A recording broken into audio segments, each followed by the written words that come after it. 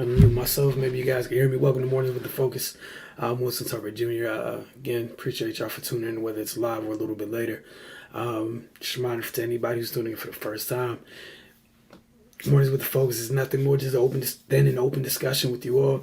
Feel free to hit the comment section, whether to chime in on some of our pre-selected topics, prescriptive topics, or if you guys want to take the conversation a different way, you're more than encouraged to. We'll start today with just a reminder.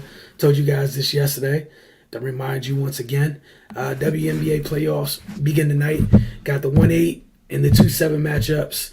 Chicago hosts New York at 8 p.m. In the 2-7 matchup, and Vegas hosts Phoenix in the 1-8 matchup at 10 p.m. Encourage you all to tune in. Contrary to popular belief, it is high quality basketball. I've been covering the league for it's closing in on a decade, getting close to it.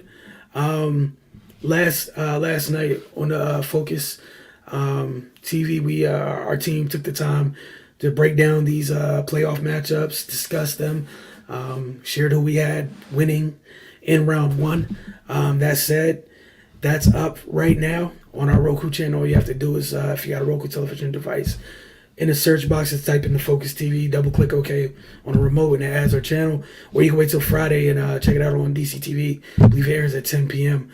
But again, folks at the Focus TV, we broke down round one. And then, after tonight's games, we'll talk about it a little bit tomorrow morning as well. Going to switch gears over to the NFL. Aaron Rodgers had this to say about the youngest members of his wide receiving core. This is the post-Devontae Adams wide receiving core, mind you. Quote, "The young guys, especially young receivers, we've got to be way more consistent. A lot of drops, a lot of bad route decisions, running the wrong route. We've got to get better in that area." I can see where Aaron's coming from. I think some people try to, I think it was billed, headlines like he's frustrated with the young guys. I don't think Aaron's I think Aaron's a smart guy. He's been in the league for quite a while. This is the part of having young receivers. They're going to have to figure things out. You're going to go through your growing pains. And ideally, you'd rather them go through it in training camp, right?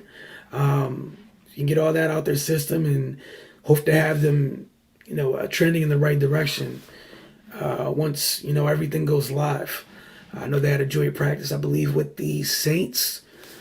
I think yesterday is today. I know there was a couple clips that went around with Romeo Dubs, easily beating a Saints corner, gets behind him. He has great speed. He's a big time deep threat, and then just dropped the ball. Just couldn't bring the ball in. Want to throw from Aaron. It's just those types of things. You went from having arguably the league's best receiver to not having him. Yeah, this is what not having him looks like. You still have Lazard there. You still have Sammy Watkins. I think Randall Cobb's still there as well. But, for the Packers, it's you need to get Dubs and Watson, Christian Watson, that is. They need to be a part of that receiving core. Those youngsters have to help. They have to contribute. They don't need to be stars this year. But you need them to contribute. And, your job is being, you're in that upper echelon of quarterbacks in this league. Hey man, elevate them. It's part of it. So I don't have an issue with anything that Aaron said. I think some people are, the headline sounds a little bit better when you're saying he's overly frustrated with the kids. It's like the second week of preseason, man. And also, it's par for the course. You just have to get over it. A shocking bit of news, and I mean that in the most sarcastic form. Carolina Panthers selected Ike Ekwonu with the 6th overall pick yesterday. He was named the starting left tackle. We knew he was going to be the starting left tackle when you took him 6th overall. That was the point of taking him. So, it's not a shocker, but I'm happy for Carolina that they felt comfortable finally coming out and officially saying that, even though I think most of us figured that on draft day. All right, a little bit more Aaron Rodgers, because why not? Oh, actually, hold on. Got a comment. I think Gibson going good. Gibson's going to be good. Yeah, I'm gonna get to him in just a little bit, man. I certainly think so. That's kind of like the last topic we have, and obviously, as you mentioned, Kirksey, it's in the title this morning, so we're definitely gonna get to that. Appreciate you checking in as always, man. Hope all is well on your end. As always, we encourage anybody to tune in, man. You guys already know to tune in. Go bring a friend. Want to have fun conversations with you guys each and every morning. A little bit more Aaron Rodgers before we get into Antonio Gibson. Excuse me. This time it's about how the running backs. Again, this is what the offense is going to look like post Devontae Adams. Keep in mind, we know Green Bay is one of many teams that runs an offshoot of or variation of that the Shanahan and McVay scheme, right? And LaFleur has I think he's done a great job with. I like what he does in the pass game out of that out of that system. Some of the variations he has, I think they're tremendous. That said, Rodgers was talking about how running backs Aaron Jones and A.J. Dillon may become more involved in Green Bay's passing game now that Devontae is no longer there. Quote, we have runs to both of them. We have swing passes to them. We have screens. We have down the field stuff. We have action stuff. We have scat protection. We have 6-man, 7-man protection stuff. There's a lot in offers for these two guys. We've got to get our best 11 on the field, and it seems like those two are in the best 11. Yeah. So one of the things Jess and I have talked a lot about this. I think I'm comfortable saying this, and I could be wrong. I think they're going to get a little bit more like some of the other teams that run this scheme, or not even, I won't say get more like them. I think they're going to trust the scheme more, and I'm talking about Aaron will trust the scheme more. I think more times than not, like, go through plays like that scheme, is super QB friendly, and you have a top-notch talent like Aaron. Like, it's no shock that the first year in the system, dude wins MVP. Like, he's outstanding at what he does. However, one of the reasons they go home early sometimes in the postseason is because while he's amazing, doesn't always execute the offense. More times than not, sometimes they'll let a read go here and there in favor of finding Devontae Adams, which I can't fault him too much for, but Devontae's gone. I think they might be more of a ground and pound team. Like, think Cleveland, how Cleveland runs their offense, right? It's a lot of Nick Chubb, a lot of Kareem Hunt. They got weapons on the outside. They don't have what Green Bay has under center. So I think it's going to be more of that, and that balance should go a long way. I love what Green Bay did in the offseason with beefing up that defense even more. But yeah, those two backs should definitely have good years. Robinson just gave us a sample size for sure. Kirksey, I promise you I'm going to get to that. Thank you for asking, man. I'm doing all right, man. Still getting used to, the mornings and whatnot. But I'm doing all right. Yeah, I think Watson and Dubs are going to be good for him, man. I just think just growing pains, right? But I think both of those cats can play, You think about it like the height, weight, speed types. Like, you lost, Marcus Valdez-Scantling. And you got two dudes who height, weight, speed-wise, eerily similar. And thing I like about Watson, for someone that size, like, the quickness, like, the fact that he was a punt returner at times at North Dakota State. He ran the end rounds. He did a lot of different stuff that players that size don't typically do. I know a lot of people talked about Allen Lazard, that he's the number one as of right now, and obviously he has a leg up on everybody else that's there. Sammy just got there. Randall, no disrespect to him, he's kind of on the other side of his career, and he's had a good career, mind you, but he's on the other side of it. And then you're just waiting for the youngsters. They got a good tight end in Tunyard for sure. Just waiting on the youngsters. They should run more, in my opinion, with them nice running backs, nice 1-2 punch for sure. And then think about, like, look at what Sanford was able to do with James under center, and he's far more limited than what you have. There's no limitations with Aaron, so you get that strong run game and play action, and it's Aaron Rodgers getting a chance to just dice up your defense. We saw last year things they love to do was go empty and let him just prey on your defense when everything's spread out. But I think the balance will go a long way, man. Especially with in life without Devontae. That said, we're gonna get to kind of what our main topic was today. And again, appreciate everybody for tuning in. Again, whether it's live or a little bit later, just a reminder, we get started every every weekday morning between 9:30 and 10 a.m. And yeah, largely that depends on me. Not a morning person. I give myself that 30-minute window to get myself together and get on here in enough time. So that's why it's that nice 30-minute window. But that said, like Kirksey's in here hitting the comments. You guys are encouraged too. I am perfectly okay if there's enough of you guys in here with stuff you guys want to talk about. Throw these topics to the side and just talk to you guys. But we'll get started with reports about Antonio Gibson possibly losing ground on retaining his role as a starting running back of the Washington Commanders. I feel like that might be a bit much. However, I feel like this is it's kind of like a non-story to me, even though, like I think folks here are going to make it into something bigger than it is. I think Antonio Gibson, when he was drafted, I think everybody knew he was not a traditional or conventional running back. I think that is a given. I don't think there's anything wrong with saying that at all. He was a wide, he played wide receiver and running back in Memphis. He's a weapon, and I don't think Washington's really got the most out of him in that sense. They put him at running back, and he's been doing, he's been effective, right? And there's nothing wrong with him. There's nothing wrong with him, being effective. However, Washington in the draft this year, they took Brian Robinson. Brian Robinson is a running back. Like, there's not a whole bunch else Brian Robinson does, but he does all the things you're supposed to do as a running back pretty darn well. He's a hard runner, instinctual runner. You could tell that, he runs like somebody who's been playing that position his entire life. I think this could be a blessing for Washington. I know some people are upset about it. One thing Gibson does need to do is take better care of the ball. The fumbling, you got to tighten it up, regardless of what role you're playing for that offense. But back to Gibson, I think there's so many different things you can do. You can deploy him in so many different ways. And I think Washington needs to kind of get a little bit more creative, get outside the box with the ways that you can use him. Look how Atlanta uses Cordero Patterson to a degree. Different ways Carolina uses Christian McCaffrey. And what's it called?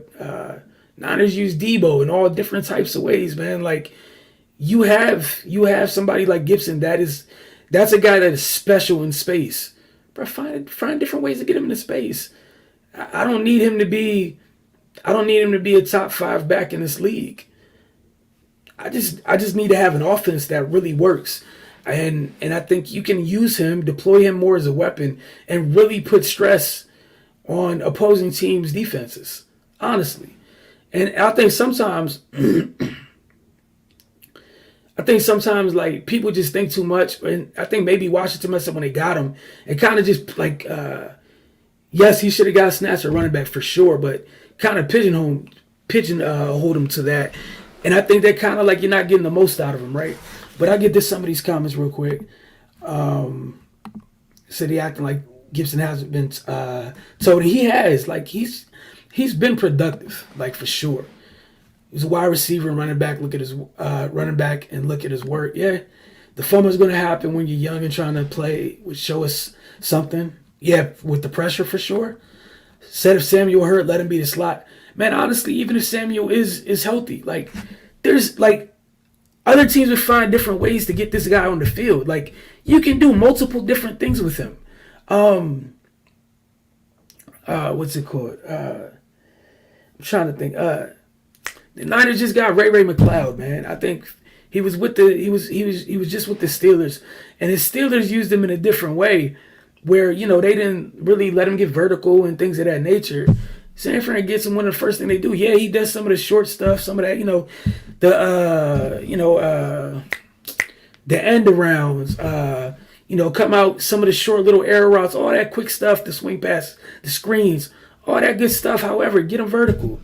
There's so many different things you could do with dynamic players like that. Get them in space. Find a way to get them in space. What's going on, Sid? Appreciate you as well. Played through that bone injury too. Just needs to stop fumbling for sure. For sure. I just need Scott Turner and company. Think outside the box, y'all. It shouldn't be this difficult. Like, this is a guy you can put on the field with all your other players. Like again, like, I think you can have, you can have times where, Your running back depth, I think Robinson, McKissick, I think that's more than solid. And you can still keep Gibson in a place where like he gets 5 to 8 carries a game if you want. Get him. My biggest thing is get him like I'm trying to say like get him like maybe 10 to 12 touches a game. However you figure that out, but get him 10 to 12 touches, 12 to 15 if that's something you want. But there's different ways you can use him. Use him as a weapon, and I don't think they've done that. I think you can use him far more dangerous than just line him up in the backfield and run the ball, man. But we'll see what they end up doing. I know this week they got him working on special teams a little bit, and I think that's a great look. He could be dynamic as a kick returner, as a punt returner. You can put him on the field like you were talking about, Kirksey, with having Curtis Samuels in the slot. You can do all types of fun stuff. Now that's a guy when you go empty, you can throw on there. That's a guy you can start out in different formations, shift to empty, find a matchup, use him to dictate matchups, man. There's just so much stuff you can do, and I feel like they haven't even. I don't want to say thought about it because I'm not in the building. I don't know, but like you have to think about it, man. Like they have a ton of weapons. Use them. Like you got Terry. Terry is one of the best wideouts in the league. Use them, man. Use them. You got Terry. Diami should be better. It's his second year. Y'all been watching, throughout the draft to this point. You know how Justin and I both feel about Jahan Dotson. One of the best at his position that came out of this class, and Washington got him where they got him. You talk about Brian Robinson, J.D. McKissick, Gibson, and that's the most movable chess piece out of all of them. I'm sorry, you still got with Curtis Samuel. Like, bro, there's so many different things you can do. Be creative. Like there's it's not like this isn't a case of where a team doesn't have they want to do creative things but they don't have the personnel for it. Nah, they have the personnel for it. Justin said playmaker, the less wins the better. Yeah, right, and that's the thing. They have so many weapons that dude shouldn't even need to go off script. Honestly. However, we'll see what they end up doing with it. Do I think Terry's a top 10 wide receiver? Okay, Kirksey. Yeah, I'm fine with that. I don't know where I'm going to put him. He's not going to be in the top 5, and if he's not 10, he'd be like 11, 12 or something. But like off the top of my head, like in terms of talent, for sure. He is legitimately one of the best wide receivers in the league. He just does the quarterback play has been abysmal. It's been abysmal. Not knocking any specific quarterback, just saying that dude is yet to play with a quarterback that matches his talent to this point in his young career. I think one of the things that will certainly help is that we've seen in past stops, like Carson doesn't have an issue with letting that thing go. And we've seen Terry elevate the play of some regular degular quarterbacks and some that are less than regular, less than average. He's a phenomenal talent. So again, the skill, like in terms of like a skill position group, Washington has a good group, like a very good group. I challenge the OC. Use your group, man. You have a hell of a collection of talent offensively in your skill position players. Utilize them correctly. Deploy them correctly. Again, with Gibson, he could be on the field with your running backs. There's so much different stuff you can do, man. Kirksey said pushing top 10 if not already. For sure. Like, easily. Dude is amazing. Like, he's legit amazing. And I agree with that.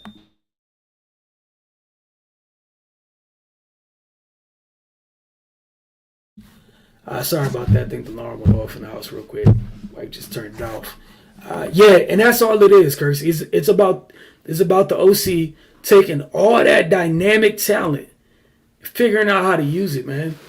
Like this, they have enough talent where teams shouldn't be able to get away with. You should be able to make teams pay that don't double Terry, or I'm sorry, make teams pay for doubling Terry. Like, there's no way in heck this offense should struggle, man. Like, you shouldn't have those issues, honestly. watching other teams in the league with other coordinators, I've seen some coordinators work dark magic, making things happen with less than quarterbacks and dynamic pieces around them. Like, you got to get the most out of it. So, and that's where I've been with Washington this entire time. Is my issue has been offensively. Like, yeah, you need to get better quarterback play for sure. However, with the collection of talent they have, as far as skill position players go, it shouldn't be that hard. It just should not be that hard. You have a legit number one wide receiver and a bunch of complementary weapons. Shouldn't be that difficult. You know, whether Curtis is healthy, like, it's to the point right now where, like, if Curtis is healthy, that's just the cherry on top. Terry, Curtis, Diami, Jahan, like, you know, Antonio, Brian Robinson, J.D. McKissick. Not talking about the tight ends. Like, they got a group, man. Got to figure out how to deploy it and get the things moving the right way, man. But it's not a talent issue at all. Like, I think they got a better collection of talent offensively than. I'll leave that alone. But they got a good group. So by the end of the year, they work hard enough. Terry should be, man. If the OC took advantage of what he has, Terry shouldn't be doubled. Like, you should have to play them dudes a little bit more honest because of that collection of talent. You should be able to put insane amount of stress on defenses. But, you know, we'll see. You said Brown plays like him? Brown plays like, Brown who? Talk about AJ or Diami? Oh, you talk about not needing Curtis Samuel like that. Yeah, I mean, like, I like Diami a lot when y'all took him when he came out. I love Jahan. Like, that's the crazy part. I like y'all skill position players a lot. Like, I really like that group. Quarterback, not as much. Coordinator, even less than I like the quarterback situation. I don't think dude just has no idea what he's doing. It's just like, I challenge him to just be more creative. Find a way to utilize all that talent that they have. It is an impressive collection of talent, honestly. Like, okay, I got what you're saying now, Chris. You talk about, like, Samuel. And that's the thing. You got several different pieces that you brought in that are interchangeable, right? It shouldn't be this hard. It really shouldn't. Like, at all. Not at all. Bro, they have speed all over the place. From Terry, Diami, Jahan, Antonio. Again, I'm leaving Curtis out of there. They have a ton of speed.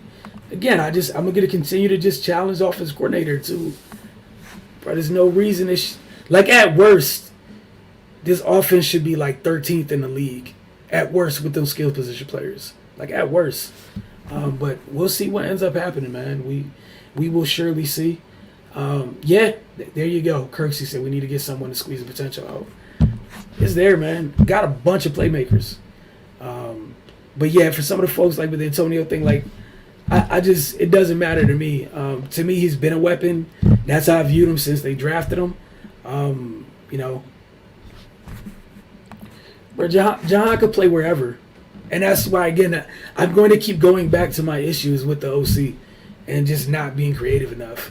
They can all play wherever. Like, I don't think it's one of those things where only this guy can play here. Nah, they can all play wherever, which is why it's frustrating watching that offense struggle. Like, they can all do the same things. Like, you said the line has to be good? For sure. However, I've seen some coaches with worse offensive lines scheme some offense together. Make it happen. Like, I just don't even want to hear about it. Make it happen. Make it happen. Like, we saw in Green Bay where we know Devontae's getting the ball, like, prior to this year. We know Devontae was getting the ball each and every play. Did it stop it from happening? Nah, they found 97 different ways to get Devontae Adams the ball. Doesn't change anything.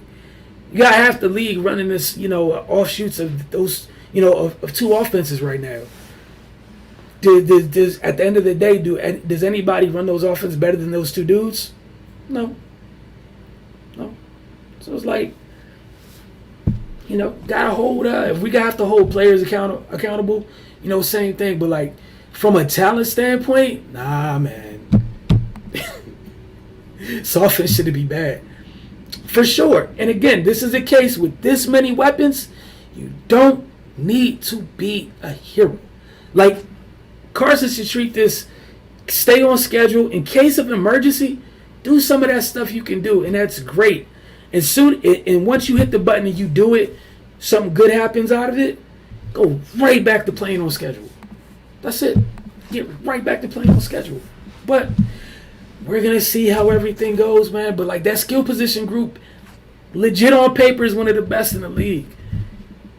Again, looking at the OC, bro, there's other OCs in this league that would have put numbers up with those people that you have, even with Curtis Samuels not being there, man. Numbers. You know what some people, y'all know what Sean McVay would do with something like Antonio Gibson? Y'all think all he would do is just line him up in the backfield and just, here's 15 to 17 carries, Antonio? Bro, the stress he would put on a defense with Antonio. Challenge the OC to think, man. What's it called? San Fran has Debo. See all the different ways they use Debo. They just went and got Ray.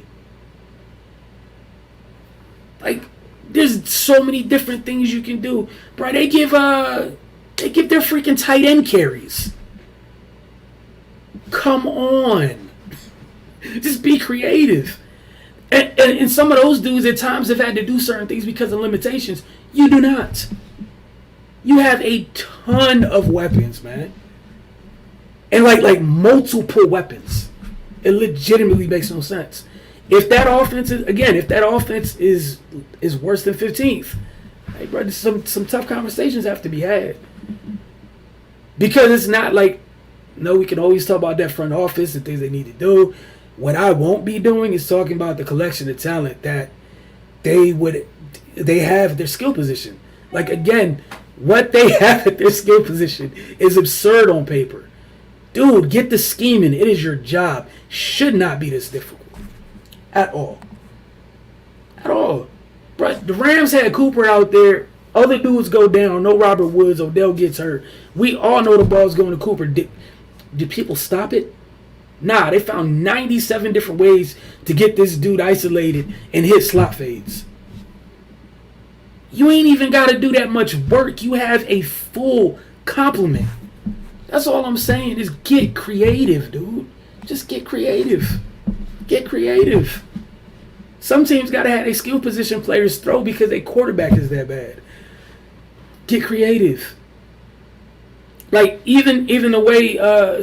Again, like, I would literally take the Kadero Patterson model to a degree. You could take a little Kadero Patterson, take a little bit with how San Fran uses Debo, take a little bit with how the Rams move around Cooper. Bruh, there's so many different things you can do with Antonio Gibson. And honestly, Terry shouldn't just be staying in one place either. Like, come on, man. They got a good group. But we'll see. And I'm sorry, Kersey. Sean ain't coming here. But it's about Scott just getting the most out of this group, man. Like, they have potential. It's about getting the most out of it. We'll see what ends up happening. But as always, each of you that ended up commenting, man, we appreciate you. We'll be back tomorrow. Like I said, we'll be talking about first round WNBA games tomorrow morning, along with some more NFL topics. Justin already hit me with some topics for tomorrow, so we'll get into them. But just as a reminder, man, we're here for you guys every morning. So whatever y'all want to talk about it, man, even if I got stuff scripted, you guys in the comment section up like you're doing today, it's on y'all. You know, you guys get to steer it where this goes. You guys see on screen is open discussion. It's up to you guys. Don't be shy. Hit the comment section like Kersey, Sid, and Jarrell all did, man. We encourage you all to do so. Y'all enjoy the rest of your day. Take in some of the WNBA playoff games, man. It's not going to hurt you. Some good basketball. And talk with you guys tomorrow.